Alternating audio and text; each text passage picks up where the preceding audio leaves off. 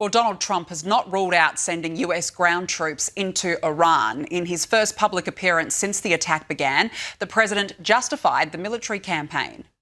An Iranian regime armed with long-range missiles and nuclear weapons would be an intolerable threat to the Middle East, but also to the American people. Our country itself would be under threat, and it was very nearly under threat. Joining us now is Sky News contributor Kosha Gada. Kosha, good to see you. Thanks for joining me. How do you see this playing out? I mean, many defence experts have already said that an air campaign alone is simply not enough. Is boots on the ground realistically inevitable here? That is one of the many central questions, Nika, that people are grappling with. And this war does remain quite controversial and has lots of camps and factions, including from Trump's base, that are not that wild about it. And this would be one of the big reasons for that.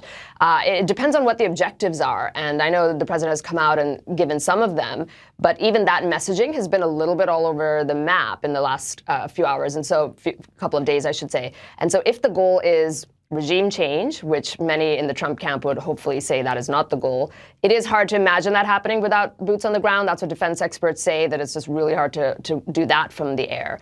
If the goal is just destroying military capability further, their missiles program, their Navy fleet, et cetera, that could be done with fewer or hopefully no boots on the ground. So I think as the objectives become a little bit more clear, the answer to the question you're asking will also become clear. But right now, the president has said it himself in that he's not ruling it out, and that makes a lot of people very nervous. Yeah, look, absolutely. And just on that, you did mention that Donald Trump has laid out some of those objectives. We've got them. Let's have a listen.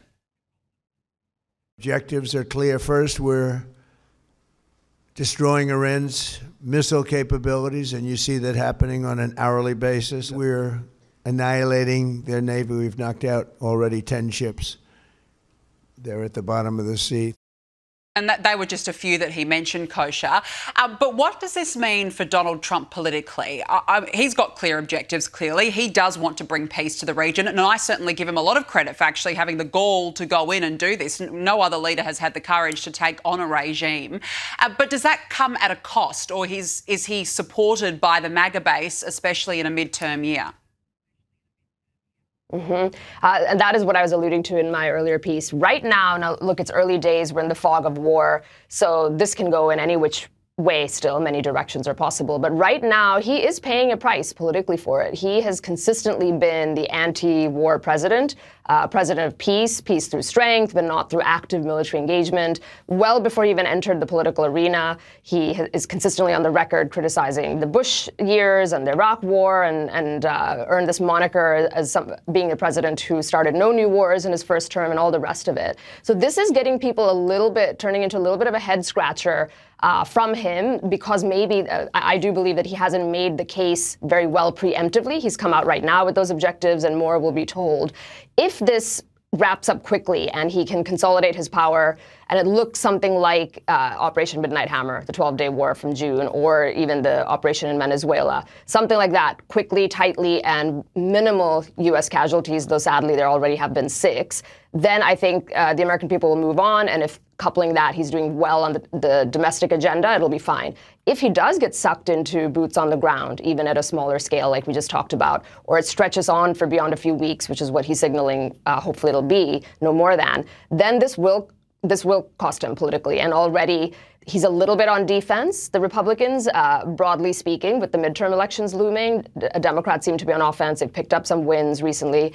And this just now throws a whole new wrench into the mix. And if Republicans do lose the midterms, that is going to cost him politically. It's going to cost him personally, because the Democrats will pursue impeachment, and his whole agenda for the last 2 years of his presidency will be facing a lot of opposition from them. Yeah. Look, it remains to be seen. But, to your point, I mean, if this does wrap up quickly, then this has to be one of the greatest foreign policy achievements in modern history, I would say.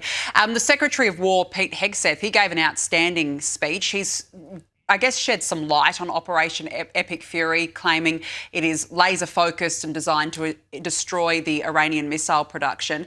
But this particular part stood out in particular. Have a listen. If you kill Americans, If you threaten Americans anywhere on earth, we will hunt you down without apology and without hesitation, and we will kill you. Well, Kosha, that's strong. There's no mucking around there. This is sending a clear warning to America's enemies. What does it say about the War Department?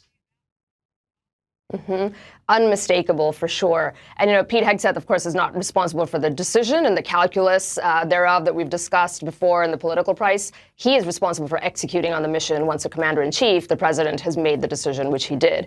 And insofar as that role goes, it is such an upgrade from Lloyd Austin, who was his predecessor in the Biden years, just in terms of the way he speaks, not mincing words. We've seen now this is the third military operation that the U.S. has conducted, and it really has stunned the world, from the prowess of the special ops team in capturing Maduro without sustaining a single casualty in Venezuela, to Midnight Hammer, to now even this one so far, just the might of the air power and the logistical coordination and everything else. It is the American military still does reign supreme, even as we've got other countries like China and other militaries building up. The American military is second to none, and he being the face of it and the voice for it certainly makes no mistake and makes that statement clear for anybody who might be thinking of threatening Americans, as he says. Yeah, absolutely. And I think it also blows up the whole Democrat and left narrative. I mean, they're saying, oh, no, we should have engaged in a lot of diplomacy. Well, you can't trust the Ayatollah. You can't trust that regime. And I just thought that Pete Hegseth put it so strongly and just very, very well worded, that's for sure. Now, Israel, on the other hand, is fighting Iran now on its proxies. So two fronts. A resurgent Hezbollah has attacked the country's north to avenge the killing of the Ayatollah. I mean, look, this was, I guess, inevitable, Kosha. While the head of the snake has been cut off, so to speak, how big now are the risk of these proxy groups coming in and trying to resurrect the ideology? Mm-hmm.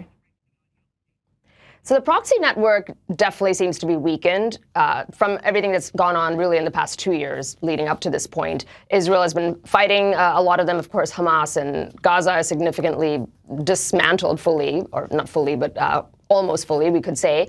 Hezbollah is weakened, even though they're popping up again with this, but Israel has been fighting them for a long time, and they're probably the weakest that they have been in some time. The Houthis have sort of been quiet. They're still a threat, but with Iran significantly weakened and not being able to back them, it does certainly suggest that they are not at their strongest point either.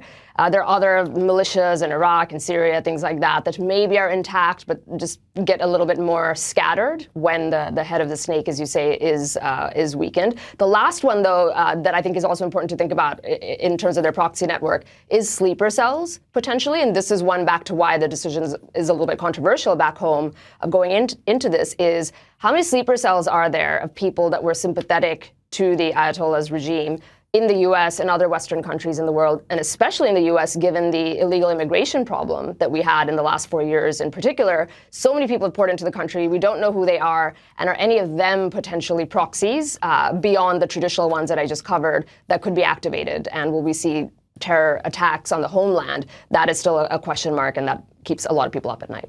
Yeah, that's a really good question. There are so many unknowns, but I did think it was interesting how the axis of evil has been taken out since October 7. And again, it's taken the courage of Israel and now the courage of the United States to get rid of the heads of the snake, a lot of the leaders, Hamas, Yahya Sinwar, Hazram Nasrallah at Hezbollah. So it's been fascinating to see. It's a shame it took October 7 to get to this point.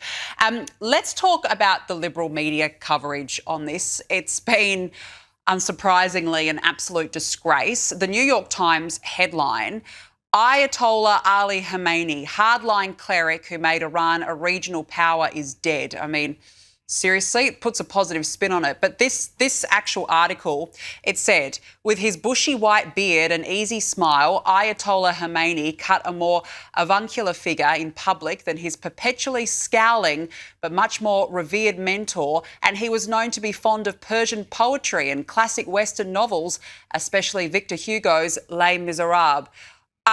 Look, quite frankly, Kosha, I couldn't care less whether he liked poetry or not. And I'm sure that the Iranians who've been under persecution, under a shoot-to-kill policy, couldn't give a toss about his poetry.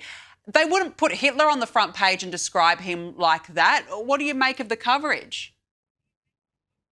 They're making complete fools of themselves. You know, the things that can be debated about this and the decision and the timing and the tactics and all of that, you know, there's legitimate discussions to be had. But across people on all those camps, not a single one is unhappy with the Ayatollah, would defend him, or unhappy with him being removed. Everybody agrees on that. This was a very tyrannical head of a very tyrannical regime that subjugated millions of people for years. And to put that kind of gloss and varnish on him, I think they're making fools of themselves. People pointed out how they don't do that, or they rush to go in the other direction for Trump supporters who've, unfortunately, whether it's Charlie Kirk or others recently who've passed away, they try to minimize and diminish them in the headline, and then they're sort of puffing up the Ayatollah. So, you know, good job, New York Times. There's a reason why a lot of people don't take them seriously anymore. And it's sad because it once was the paper of record, but how the mighty have fallen. Yeah, once you start fawning over a dictator, you know that the paper's gone absolutely backwards. Kosha Gada, nice to see you as always. Thanks very much for your time.